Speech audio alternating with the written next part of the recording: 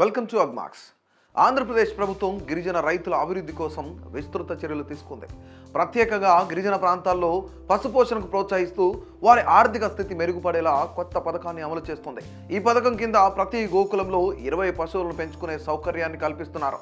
పశువుల కోసం తాగునీటి సదుపాయం, గడ్డి పెంచడానికి భూ సర్వే, అవసరమైన స్థలం, పశువుల సంరక్షణకు అవసరమైన సౌకర్యాలను ప్రభుత్వం ఏర్పాటు చేస్తోంది. పశువుల కొనుగోలుపై 70 నుంచి 80% వరకు రాయితీ ఇవ్వడం గిరిజన రైతులకు పెద్ద ఉపశమనం. పశువులు ఆరోగ్యంగా ఉండేందుకు వ్యాధి నివారణ చర్యలు, రెగ్యులర్ టీకాలు, వైద్య సేవలు కూడా అందించనున్నారు.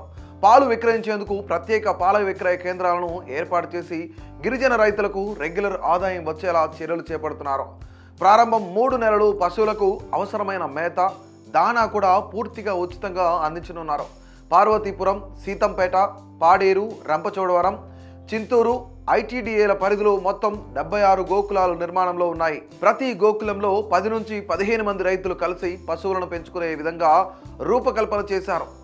ఈ పనులలో దాదాపు 90% పూర్తి కాగా మిగిలిన పనులు త్వరలో పూర్తి కానున్నాయి. ఈ పథకం వల్ల గిరిజన కుటుంబాలు స్థిరమైన ఆదాయం పొందే అవకాశాలు పెరుగుతాయి. గోకులాల నిర్మాణం మరియు పశువుల కొనుగోలుకు 24 కోట్లు కూడా ప్రభుత్వం విడుదల చేసింది. ప్రతి గోకులంలో 20 పశువులు ఉండేలా ప్రణాళిక చేశారు.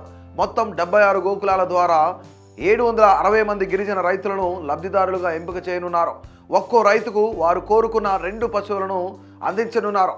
ఒక్కో పశువు ధరను ₹1,00,000గా నిర్ణయించగా ఆ మొత్తం ఖర్చును ప్రభుత్వం భరించనుంది.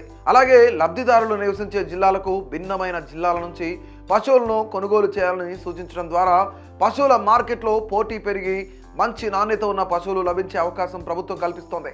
కనుక ఈ పథకం గిరిజన రైతుల ఆర్థిక స్థితిని గణనీయంగా మెరుగుపరిచే అవకాశంగా నిలుస్తోంది.